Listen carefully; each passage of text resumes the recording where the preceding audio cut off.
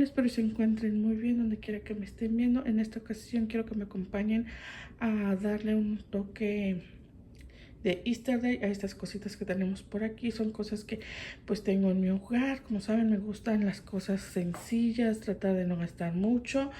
Por aquí le vamos a estar dando un cambio a estos platitos.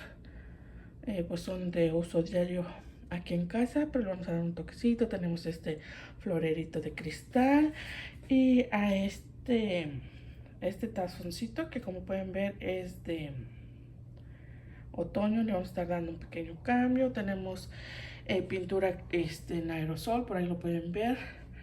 Y tenemos estos contenedores, son reciclados. Por aquí tenemos algunas cintas, no voy a ocupar todas, solo una o dos, ya lo estarán viendo. Y lo que ven aquí, estos son calcomanías o stickers. Estos se pegan en el cristal o ventana. Y pues quiero que me acompañen. Vamos a darle un pequeño cambio a estas cositas. Vamos a transformarlas con cosas sencillas y ya verán el resultado.